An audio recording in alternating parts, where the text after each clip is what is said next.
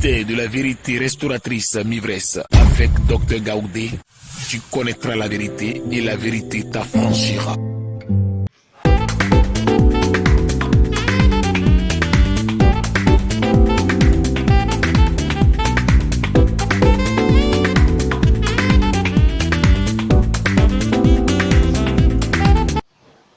Cette année passée, on t'a honni, on t'a humilié, on nous a honni, on nous a humiliés. Le Seigneur veut te parler. Allons dans le livre de Job. Job 10. Job chapitre 10. Job 10, au verset 15. Suis-je coupable? Job pose la question. La souffrance dans laquelle je suis là, est-ce que je suis coupable?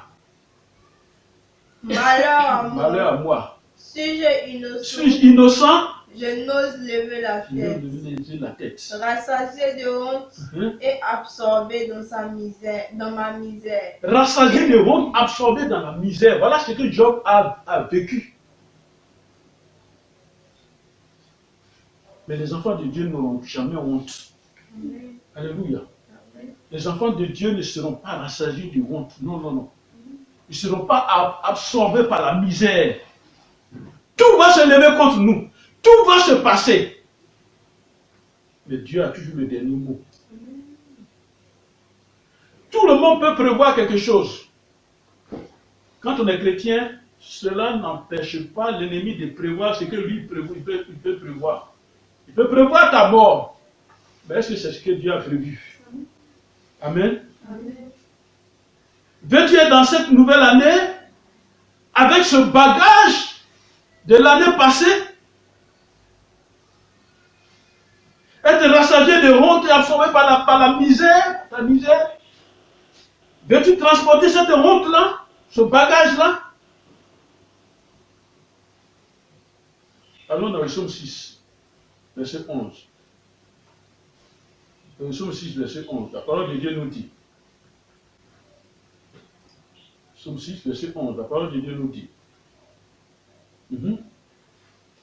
Psaume 6, verset 11. Écoutez la parole de Dieu. Tous mes ennemis sont confondus. Tous mes ennemis sont confondus. Saisis d'épouvante. Saisis d'épouvante. Ils reculent soudain, couverts de honte. Cette honte-là va changer de camp. Parce que la honte qu'on avait mise sur toi depuis l'année passée, et on veut que tu transportes cela, mais la parole de Dieu te dit ce matin, tous tes ennemis sont couverts de honte. Tous tes ennemis sont confondus. Saisis d'épouvante, couverts de honte, ils vont reculer à cause de cette honte. Mais quel genre de honte? Une honte soudaine. C'est-à-dire, ils ne s'attendent pas. Mais ça va arriver. Alors pour cela, voici la prière. Allons dans le psaume 25, verset 6, verset 2. Psaume 25, verset 2. On va voir cette prière. On va apprendre à prier. Psaume 25, verset 2. Que dit la parole de Dieu? Mon Dieu, en toi je me confie. Mon Dieu, en toi je me confie. Que je ne sois pas couvert. Que je ne sois pas couvert de honte. Que mes ennemis ne se réjouissent pas à mon sujet. Pendant cette nouvelle année-là.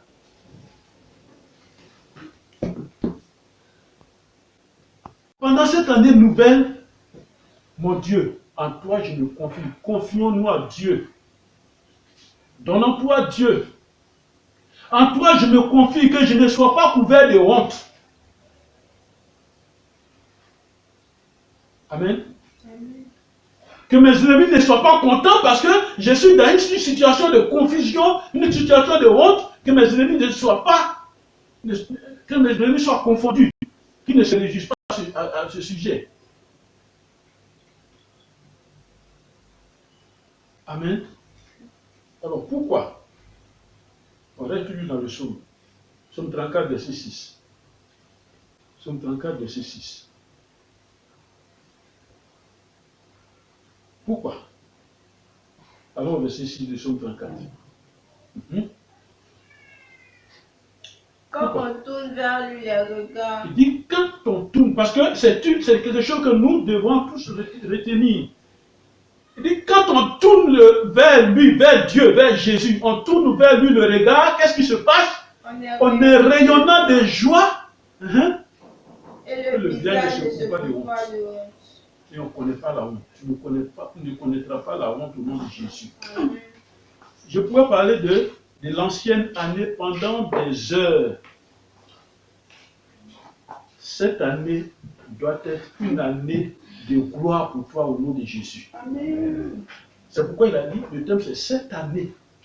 Cette année, après tu te promènes dans ta maison, tu dis cette année. Parce que c'est une question de décision spirituelle. Dans le monde spirituel, on ne s'amuse pas avec les décisions. Ta propre mère peut décider. Et sans arrière-pensée, cette année, je livre mon fils. Allez, il n'y a pas de négociation. Amen. Alors toi aussi, dans ta maison, prends la décision. Tu dis, cette année, j'interdis ça dans ma maison. Et puis ça ne rentrera pas. Cette année est une année de ma vie. Amen. Cette année est une année de ma réussite. Cette année est une année de ma gloire. Cette année est une année de changement des choses dans ma vie, de changement de statut dans ma vie. Cette année est une année de changement de statut dans mon emploi. Cette année est une année révolutionnaire. Cette année est une année de joie dans ma maison. Amen. Amen. Sans aller à l'église, sans lire la Bible, nos parents pratiquaient ces choses depuis mon enfant qui était couvert cela. Quelque chose ne plaît pas au vieux, à notre papa. Il se lève, il s'arrête dans la cour et puis il proclame. Et c'est ce que Dieu veut de nous. Il proclame, il dit, mon enfant qui est malade, je ne veux pas entendre qu'il est même évanoui, sinon vous allez me connaître. Et puis, quelques heures, quelques jours après, ça disparaît. Et parce qu'on connaît l'autorité, on connaît son autorité. Quand il est fâché, on connaît. Alors Dieu qui est notre Père, qui est créateur de toutes choses visibles comme invisibles, à qui appartient la terre, parce que la parole de Dieu dit à l'Éternel, la terre, c'est qu'elle renferme le monde et ceux qui l'habitent, ce Dieu-là. Quand tu lui dis, tu proclames sa parole, tu dis cette année, vos prévisions là ne sont pas pour moi. Voici notre prière. Allons dans le psaume 70. Psaume 70. Verset 3. Psaume 70, verset 3. Dieu dit quoi? Psaume 70, verset 3. Qu'il soit honteux et confus. Que mes ennemis là, qu'ils soient honteux et confus. Ceux qui en veulent à ma vie. Des gens en veulent à ta vie. Mais toi tu dors. Des gens en veulent à ta vie. Et tu vois qu'il y a des choses qui sont, c'est pas normal, ce qui se passe dans ta vie. Ce qui est en train de t'arriver, c'est pas normal. Mais tu dors. Et dis, les gens, ceux qui en veulent à ma vie, qu'ils soient honteux, confus. Au lieu que ce soit toi, c'est eux qui doivent être confondus. Souviens-toi de l'histoire de la tour de Babel. Il y a eu confusion. La confusion va descendre dans le camp, et puis ils n'auront même pas le temps de s'asseoir pour toi. Et la honte sera dans leur camp. Qu'ils reculent et régissent ceux qui méditent ma tête. Il y a des gens qui pensent à toujours que toi tu échoues, que toi tu as toujours des problèmes, que toi toujours c'est toi, toujours dans ta maison. Les gens qui pensent à ça, mais ceux qui méditent ma tête, c'est la fin de leurs activités.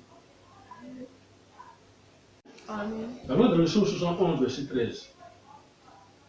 Psaume 71, verset 13.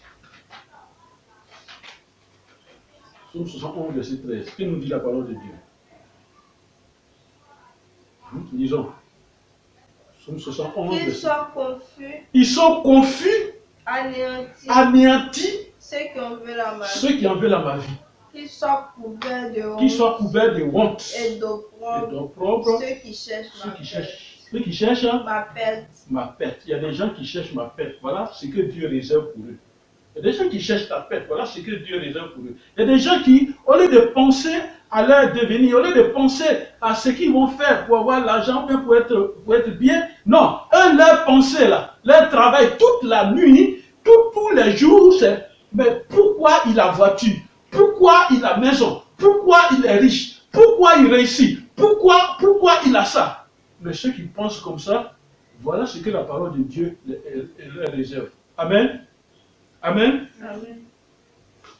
Cette année est une année de la manifestation de Dieu dans nos vies au nom de Jésus. Amen. Une année de la manifestation dans ta vie, toi qui suis cette vidéo. Cette année est pour le rétablissement de la gloire, de ta gloire qui a été confisquée. Amen.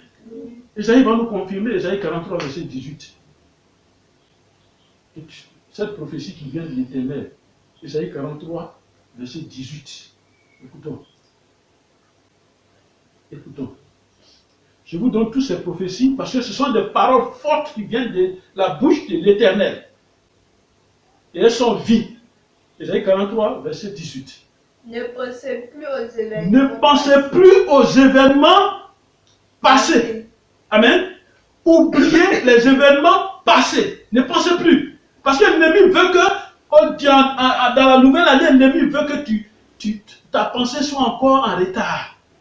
Il ne veut même pas que tu sois en phase avec la nouvelle année. Non. Il ne veut même pas que tu sois déphasé en avance sur la nouvelle année. Non. L'ennemi est en train de toujours faire en sorte que tes pensées soient bloquées. Parce que les pensées de l'homme, c'est important. Il dit, ne pensez plus aux événements passés. Et puis, qu'est-ce qu'il faut faire? Et ne considérez plus ce qui est ancien. Ne considérez plus ce qui est ancien. Ton Père, l'Éternel, t'appelle, il s'appelle gloire. Ton Père, l'Éternel, il s'appelle gloire. Et tu es le fils de la gloire. Laisse l'année passer. Regarde cette année. C'est ta reconstitution. Cette année-là. Amen. C'est la reconstruction pour toi encore cette année. Amen. Cette année a une grande parole pour toi. Parce que quand je dormais, j'ai eu cette parole. Cette année est une parole pour toi. Amen. Et tu vas comprendre la prophétie que j'ai reçue. Quand le Seigneur m'a dit, le thème d'aujourd'hui c'est cette année. Allons dans Genèse 47, verset 18. Et suis-moi et tu comprendras la prophétie, tu vas recevoir cette prophétie et tu la prends. Genèse 47, verset 18. On rentre progressivement dans cette prophétie. Genèse 47, verset 18. Il dit quoi? La parole de Dieu dit. Lorsque cette année fut écoulée, ils vinrent à Joseph l'année suivante. Voilà. L'année suivante, ils sont venus à Joseph. Et lui dirent, nous ne cacherons point à mon Seigneur que l'argent est épuisé. On ne va pas cacher qu'il n'y a plus d'argent, il n'y a plus rien. Et que les troupeaux de bétail ont été amenés à mon Seigneur. Il ne reste devant mon Seigneur que nos corps et nos terres. Amen. On vient de la nouvelle année avec toute la dévastation, toute la destruction. Il ne reste que notre corps et puis un peu de choses. Mais c'est un peu de choses là que Dieu va prendre encore pour étonner les ennemis de l'année passée. Amen. Lorsque cette année fut écoulée, c'est ce qu'il a dit, mais la solution est avec Joseph. Joseph qui est l'image prophétique de Jésus. Et dans ce verset qu'on a lu, faut le prendre, faut le reprendre, verset 47, 18, regardez, on va le reprendre comment? On va enlever Joseph qui est dedans, puis on met Jésus. Et puis tu dis, enlève Joseph qui est dedans, puis tu mets Jésus. Lorsque cette année fut écoulée, ils vinrent à Jésus. Il vint à Jésus l'année suivante. Et lui dit, nous ne cacherons point à Jésus. Nous ne cacherons point à Jésus que l'argent est épuisé. Et l'argent est épuisé. Il ne faut pas cacher à Jésus. Amen. Nous avons une manière de prier. Il y a des choses qu'on réserve, on ne dit pas. On ne dit pas. Ok, il regarde. Lui, c'est ce que tu lui dis. Il considère. Il veut ta contribution. Il veut ta participation. Il a dû poser la question, que veux-tu que je fasse pour toi? Alors qu'il est Dieu, il sait ce que tu es. Quel problème tu as? Nous devons amener nos problèmes là à Jésus. Il dit, déchargez-vous sur moi de tous vos soucis. Moi-même, j'en prendrai soin. Amen. Continue, tu dis.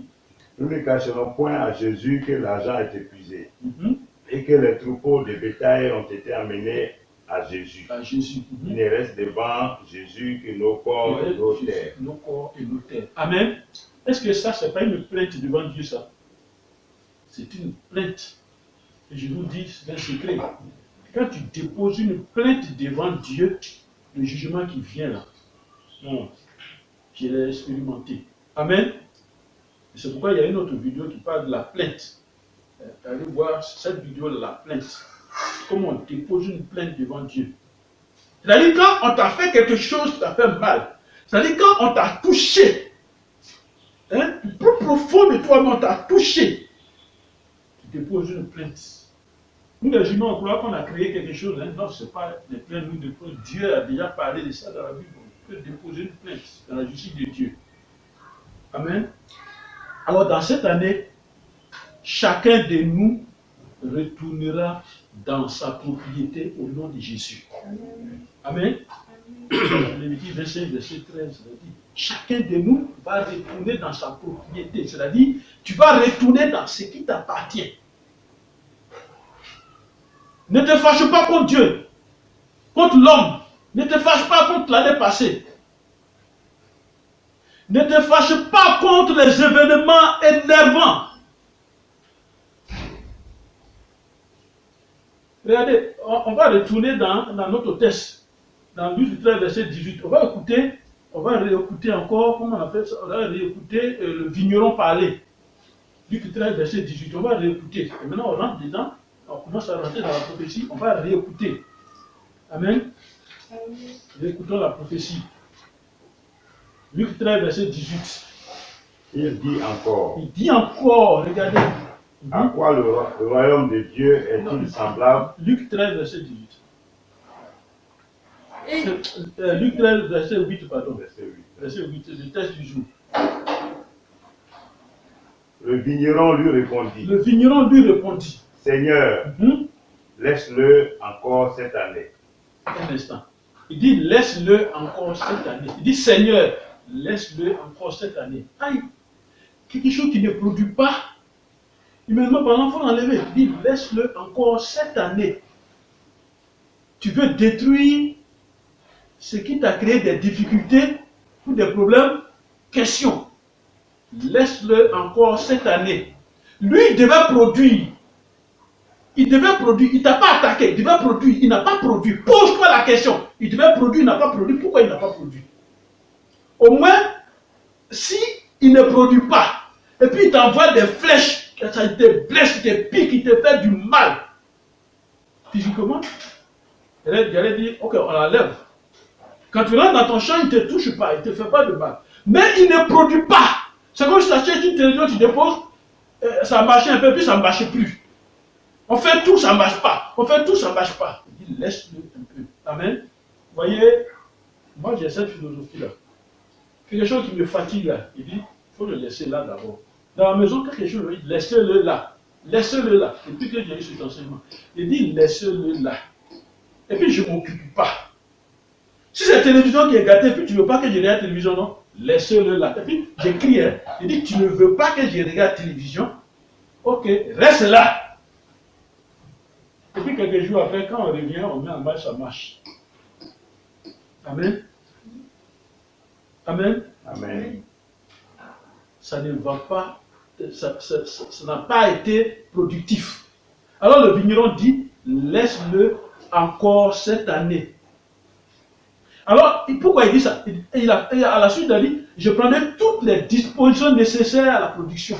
Je vais tout faire pour que ce figuier qui ne produit pas là, pour qu'il puisse produire. Pourquoi? Parce qu'en quelle année je vais planter un autre encore, qui va faire des années, il va pousser. Non, c'est celui qui est là que Dieu m'a donné. Mais quelque chose a fait que ça ne produit pas. Quelle est cette chose qui a fait que ça ne produit pas? C'est cette chose-là qu'on va aller dessus aujourd'hui, au nom de Jésus. Amen. Amen. Amen. Voyez, en écoutant le vigneron et le propriétaire, c'est Jésus qui parle. Hein? C'est Jésus qui parle pour toi à la part du vigneron. C'est Jésus qui est en train de parler pour toi. Laisse-le encore un peu du temps. Alors, quelles sont ces dispositions? Parce que quand il dit laisse-le, je vais creuser autour, je vais prendre les dispositions là. C'est quelles sont ces dispositions? Il dit, je creuserai tout autour et j'y mettrai du fumier. Amen. Job 14, verset 7. Job 14, verset 7. Job 14, verset 7. La parole de Dieu dit, un arbre, écoutez bien, un arbre a de l'espérance quand on le coupe. Mais quand on le coupe, il repousse, il produit encore des rejetons. Et c'est comme ça l'arbre est. Quand on le coupe, il peut repousser. Le propriétaire, lui, il voulait qu'on l'arrache même avec ses racines, tout ça. Mais celui qui travaille dans sa plantation, il a dit, non, laisse-le cette année. Moi, il n'a pas précisé, je vais le couper. Comment? Non, il n'a pas précisé. Il sait que s'il le coupe, il va pousser. Et puis ça sera bien maintenant. Alors laisse-le, je vais prendre toutes ces dispositions. Amen. Bien nourri, l'arbre produira. Alors toi qui m'écoutes, ta destruction de l'année passée avait une cause. Il faut chercher cette cause. Il faut chercher cette chose-là qui devait produire pour te rendre heureux, mais qui n'a pas produit. Quelle est la cause? Amen. Isaïe 1, verset 19. Isaïe 1, verset 19. Isaïe 1, verset 19.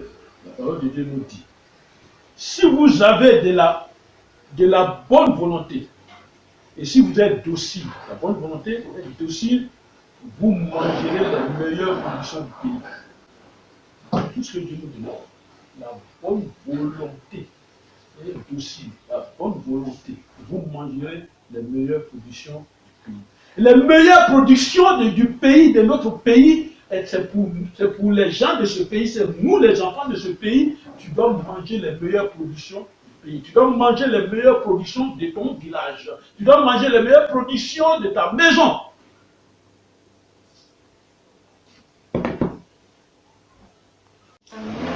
Jérémie 2, verset 7. Jérémie chapitre 2, verset 7. Jérémie 2, verset 7. La parole de Dieu dit, je vous ai fait venir dans un pays semblable à un verger. Quand on devient chrétien, quand on devient enfant de Dieu, il ne faut pas se limiter. Il ne faut pas penser que Dieu ne t'a pas béni. Dieu nous a déjà bénis. Il dit, je vous ai fait venir dans un pays semblable à un verger. Pour que vous en mangez les fruits et les meilleures productions. Mais vous êtes venus et vous avez souillé mon pays. Et vous avez fait de mon héritage une abomination. Alors, vous comprenez que ce que Dieu a déjà disposé pour nous, la cause vient d'abord de nous. Amen. Alors, le manque de disposition, regardez ce qui va se passer. Amen. Ce complément venant de Jésus t'a manqué, c'est-à-dire la connaissance de la parole. Amen. La connaissance de la parole. Et la parole, elle est claire. Et la parole, elle fait découvrir. La parole, elle fait connaître beaucoup de choses. Et quand il y a un manque qu'un homme ne peut trouver, un manque qu'un homme ne peut trouver, où aller? Où aller? Et c'est pourquoi il t'a dit dans le Psaume 23, verset 1 et 2, l'Éternel est mon péché, je ne manquerai de rien. Amen. Et puis il va te conduire dans les verts pâturages, il va te conduire là où il y a l'eau, il va te conduire là où il y a la vie. Parce que pour qu'il fasse ce travail-là, toi-même, de toi-même, qu'est-ce que toi tu entreprends, qu'est-ce que toi tu fais? Isaïe 50, verset 10. Isaïe 50, verset 10. Isaïe 50, verset 10. La parole de Dieu dit. Quiconque parmi vous craint l'Éternel. Quiconque parmi vous Crains l'Éternel. Crains l'Éternel. Qu'il écoute la voix de son Écoute serviteur. la voix de son serviteur. Quiconque marche dans l'obscurité. Quiconque marche dans l'obscurité Et manque de lumière. manque de lumière. Qu'il se confie dans le nom de l'Éternel. Et qu'il s'appuie sur son Dieu. Amen. Amen. Amen. Amen. Alléluia. La lumière dévoile tout. On voit distinctement. La lumière dévoile tout. On voit tout distinctement. C'est-à-dire la connaissance dévoile. Connaissance égale lumière. Quelque chose de bon se passera cette année dans ta vie au nom de Jésus. Parce que le livre de Job dit, Job 5, verset 12, la parole de Dieu dit, il anéantit les projets des hommes rusés, leurs mains ne peuvent les accomplir. Cette année est ton année. Alors que représente 222 spirituellement et prophétiquement? Et c'est une révélation importante. En additionnant tous les chiffres de 220 de 2022, alors que représente 2022, et donc tous les chiffres de 2022 additionnés reprend le chiffre 6, le 6e jour de la création. Et c'est un jour de production, de bénédiction pour l'homme. Alors tout cela est décrit dans Genèse. Alors on va prendre le livre de Genèse, Genèse chapitre 1, Genèse 1, verset 24, on va voir, Genèse 1, verset 24. Dieu dit que la terre produit des animaux vivants selon leur espèce, du bétail, des reptiles et des animaux terrestres selon leur espèce. Et cela fut ainsi. Et au verset 34, au verset 31, pardon, jusqu'au verset 31, quand il a fini de créer tout ça, au verset 31, regardez ce qu'il dit. Il dit, Dieu vit tout ce qu'il avait fait, et voici cela était très bon. Ainsi, hier soir, il dit un matin, ce fut le 6e jour. Donc, ainsi, c'est le 6e jour, l'homme a été créé, les animaux, quand tout a été créé le 6e jour, il a créé l'homme et il a mis la bénédiction, la productivité en l'homme en ce moment-là. Alors donc, cette année est pour toi, toi qui m'écoutes, une année de bénédiction, une année de production, une année de domination. Et Dieu a choisi cette année pour toi. Pourquoi? Parce que, écoute bien ce que Ésaïe dit. On va écouter ce que Ésaïe dit. Ésaïe chapitre 34, verset 1, la parole de Dieu nous dit. Approchez nation, c'est un appel, approchez nation pour entendre peuple. Soyez attentifs, que la terre écoute. Elle est ce qui la remplit. Le monde et tout ce qu'il produit. C'est un appel lancé pourquoi? Et le prophète Ésaïe va continuer. L'Éternel lance un appel à chacun de nous, à toi, à moi, à nous, par rapport à une prophétie. Amen. Tiré d'Ésaïe 62, au verset 8, la parole de Dieu dit, l'Éternel l'a juré par sa droite et par son bras puissant. Je ne donnerai plus ton blé pour nourriture à tes ennemis. Et les fils de l'étranger ne boiront plus ton vin, produit de tes labeurs. C'est-à-dire, ta souffrance, ce que ça va produire, l'Éternel te dit, il ne donnera pas ça à tes ennemis. Amen. Et cette année glorieuse est pour toi. Et c'est pourquoi, pour conclure, écoute bien cette parole.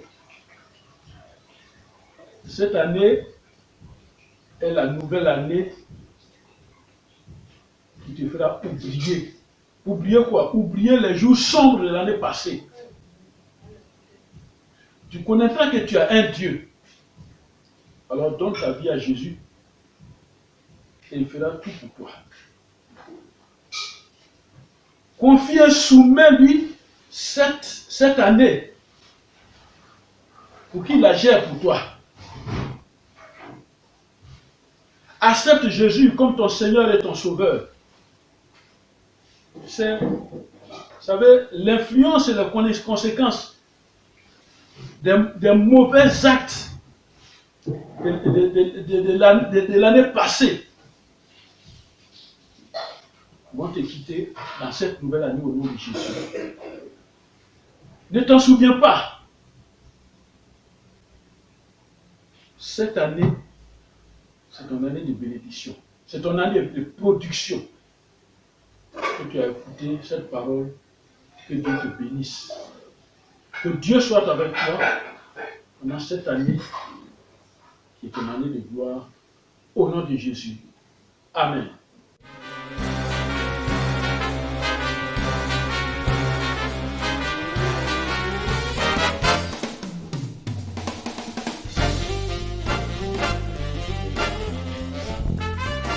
Tu as écouté cette parole. Voici les prières que tu dois faire pendant toute la semaine, pendant 7 jours. Premièrement, prends le psaume 25, verset 1, 2, proclame-le ça et lis-le à haute voix. Et tu dis, tu pries. Je mets mon année 2022, je mets mon année entre tes mains, entre les mains de l'Éternel. Je mets mon année entre tes mains. Conduis-moi dans tous les domaines de ma vie au nom de Jésus. Deuxième prière. Tu proclames Psaume 71, verset 13. Et à chaque fois que tu lis Psaume 71, verset 13, tu dis un mois de l'année, de janvier jusqu'à décembre. Tu dis janvier, tu proclames Psaume 71, verset 13. Février, tu proclames Psaume 71, verset 13. Jusqu'à décembre, tu proclames Psaume 71, verset 13. Et tu parles à chaque mois de cette année-là. Tu dis, je parle à janvier, je parle à février, je parle tout ce que tu veux. Je ordonne à tes mots au nom de Jésus. Troisième prière.